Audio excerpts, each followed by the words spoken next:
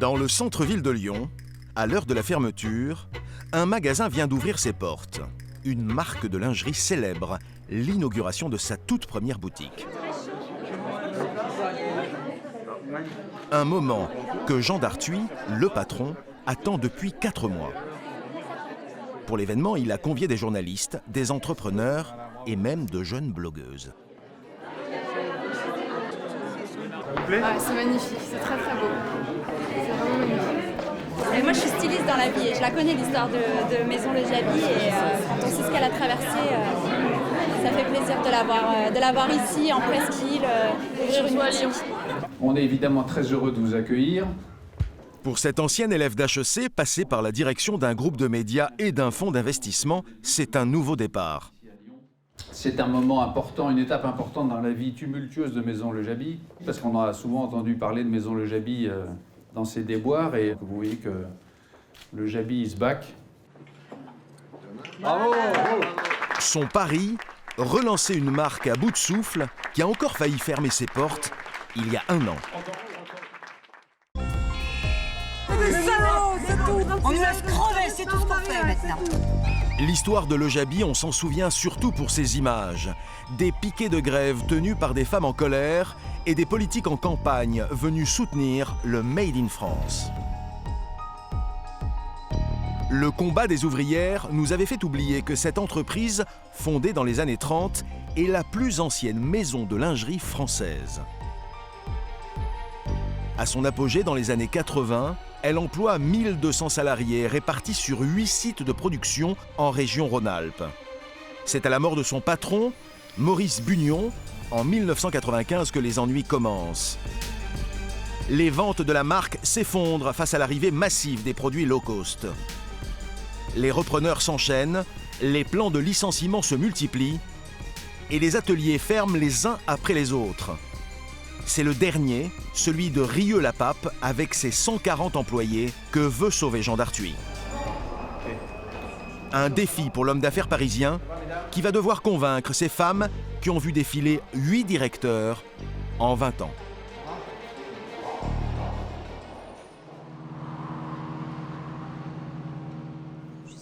Le nouveau patron n'est pas arrivé les mains vides. Il a investi plus de 5 millions d'euros et a emmené avec lui une équipe d'expertes de la lingerie. Pour les nouvelles tendances, il mise sur Pascale Renaud, à gauche, une journaliste devenue créatrice de mode. Vous avez 2 minutes, Jean ? Oui. Alors, là, les meilleurs. Ouais. On voulait vous montrer des Gypsy Le Jabi. Vous savez, la petite capsule qu'on voudrait faire en édition limitée pour la boutique. Il n'y a que 2 collections par an dans la lingerie. Du coup, en as du marketing, il veut lancer des séries limitées entre les saisons pour faire parler de la marque. Nous, on veut surprendre le marché.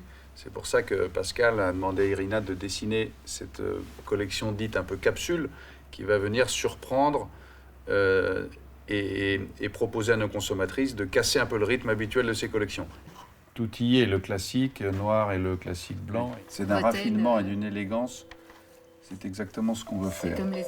Surprendre le marché, casser le rythme.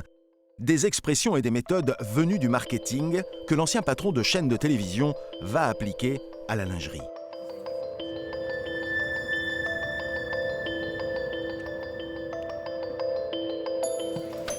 Loin des calculs stratégiques des dirigeants, Nicole prend le chemin de l'usine comme chaque jour depuis 40 ans. Ce leader syndical a survécu à tous les licenciements. Oh ben moi je l'ai dans les tripes, le Jabi. C'est plus que de la foi, c'est dans les tripes. Une fois qu'on s'attache à cette boutique, on n'en sort plus. Nicole approche de la retraite, mais ne peut s'empêcher de se faire du souci pour son nouveau patron.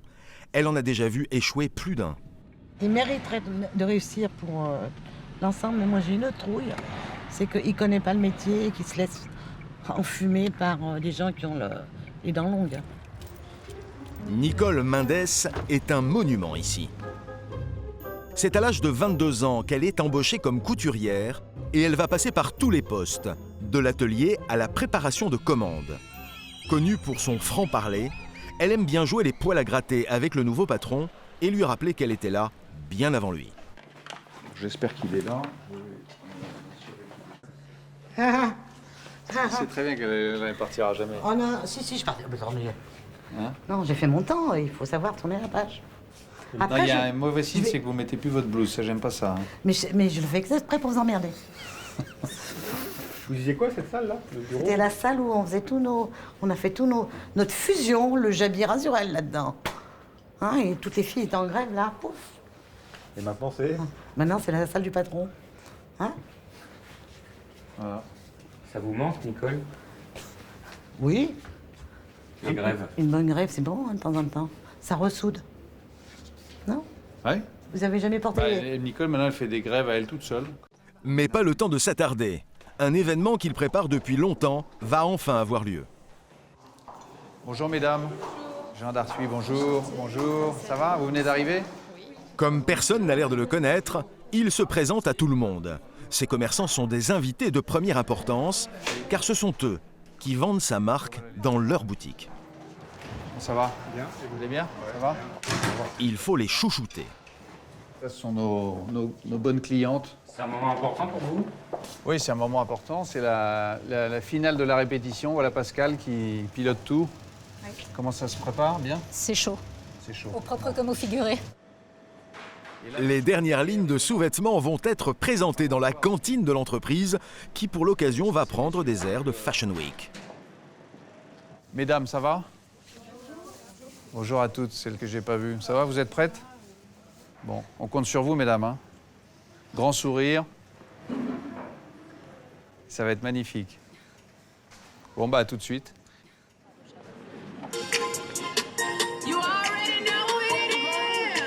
Pendant 1 heure, plus de 50 modèles vont défiler. Au premier rang, les 15 couturières maison qui fabriquent la lingerie. Derrière, Nicole a plutôt l'air d'apprécier. Mais le plus important pour le nouveau patron, c'est que la trentaine de commerçants soient séduits. Il faut frapper un grand coup pour qu'il remette sa marque en tête de gondole. Bah oui, le Jabi, c'est un monument. C'est un grand monument dans la lingerie. Les clientes, elles demandent le Jabi. Elles ne prennent pas un soutien-gorge. L'équipe de création a travaillé 4 mois pour renouveler tous les modèles. L'enjeu, attirer des clientes plus jeunes. Et a priori, les commerçants sont sous le charme. Très bien, très bien. Ça, on sent qu'il se passe quelque chose, je trouve. J'ai connu le Jabi toute petite, hein. Ma mère tenait le magasin, là on sent qu'il se passe de nouveau quelque chose. Il y en a un qui est un peu perdu devant tant de nouveautés. On est en élixir et c'est en asma. Ça c'est nuage. Pascal lui souffle le nom des sous-vêtements qui défilent. C'est quel modèle celui-là? Celui-ci c'est Roxelle. Élixir, nuage ou encore gourmande ou demoiselle, des dessous aux noms évocateurs. Tous ces modèles seront vendus entre 50 et 200 €. En bon manager, le patron va tout de suite féliciter les équipes. Vous êtes fiers de vous, là? Oui, c'est vrai? Quand on s'y accorde plus Vous en êtes place, fiers? ça rend bien. C'est magnifique, bravo. Hein. C'est quand même sympa de voir tout passer devant vous, non? Parce que vous vous rendez plus compte à la fin. Non. À la fin, non. Même en voyant comme ça sur la table, ça rend pas pareil que sur les Pas mannequins. pareil, ouais. C'était magnifique. C'est magnifique. Ouais. On savait pas qu'on pouvait produire de tels bijoux. Des tels bijoux. On est sur la bonne voie. Ouais. Pour donner le sentiment à ces revendeurs d'être des privilégiés, il leur montre les coulisses de ses ateliers et ça marche. C'est la première fois en vrai que je vois un atelier comme ça, oui. Je l'avais déjà vu à la télé, mais c'est très impressionnant en vrai en fait. Là, on est sur un slip, donc c'est pareil, on est toujours en piqueuse plate. Donc ça, c'est les premières étapes du produit. Ensuite, on en soutien-gorge. En gros, ça dépend des modèles, mais entre 50 et 60 pièces, tout compris, qu'on va devoir utiliser à la machine. Dans cet atelier où l'on fabrique les prototypes, il faut 6 heures pour créer un modèle de soutien-gorge. On ne s'imagine pas que ça donne autant de travail pour faire un soutien-gorge. C'est bluffant. Et c'est là qu'on comprend aussi le coût d'un soutien-gorge de marque.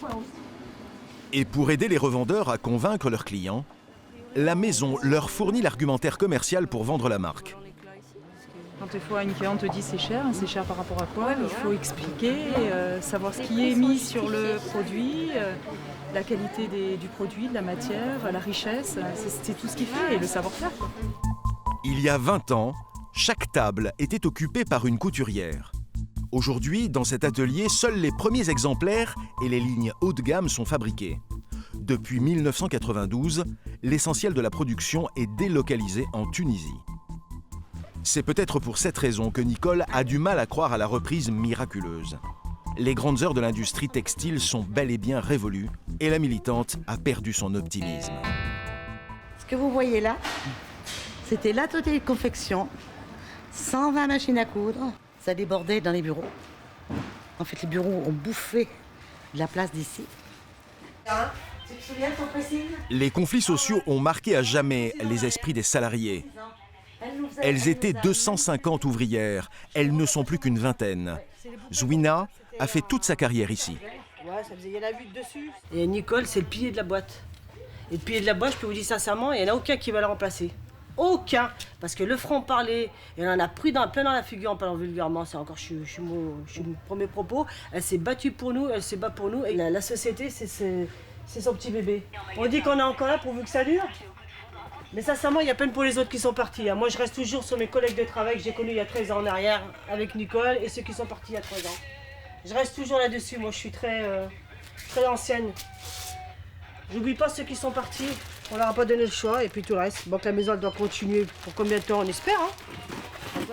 Eh ben, nous avons Rosette, la Rosette. Même si les emplois ont disparu, l'esprit de famille perdure chez les rescapés de Lojabi. C'est une des dernières, la confection. On naissait ici, on se mariait ici, on faisait nos gosses ici. Exactement. On mourait, on perdait nos enfants parfois. Notre vraie famille, c'est souvent ici. Ouais, c'est une vraie maison, c'est une vraie famille. Ouais. C'est une très belle maison, déjà. C'est une très très belle maison. Il y a toujours de la cohésion ? Comment ? Il y a de la cohésion ? On a retrouvé la cohésion. On a retrouvé, voilà. Depuis combien de temps ? Depuis quelques mois, là. Important.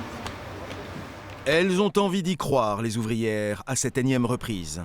Mais le plan de relance, c'est également du côté de la distribution qu'il se joue. Dans la boutique flambante neuve de Lyon, la nouvelle équipe commerciale, elle aussi, se prend à rêver. Qu'est-ce qu'il y a ici ? Ça, c'est le boxer, super. Je pense sincèrement que c'est le début d'un renouveau, franchement. Voilà. Je le vois, à la façon d'accueil des clients, etc. Et il était temps, car certaines clientes croyaient que la maison n'existait plus. C'est une marque que j'appréciais beaucoup il y a quelques années. Elle avait disparu, j'étais bien ennuyée de ça. Et je l'ai redécouverte. Et c'est pour ça que je viens voir et essayer. Je suis sûre que je vais trouver quelque chose qui me plaît. Merci madame. Voilà, donc je vais essayer ça. Oui, ça reste où j'ai mis en avant. Très discret, c'est chic. Honnêtement, par rapport à l'image peut-être un peu ancienne, entre guillemets. Oui, la maison Lojabi, je suis agréablement surprise. Avec l'ouverture programmée d'une autre boutique à Paris en 2016, la marque compte petit à petit reconquérir les territoires perdus. Bon après-midi. Au revoir madame. La nouvelle équipe n'a que 2 ans pour réussir et le pari est osé.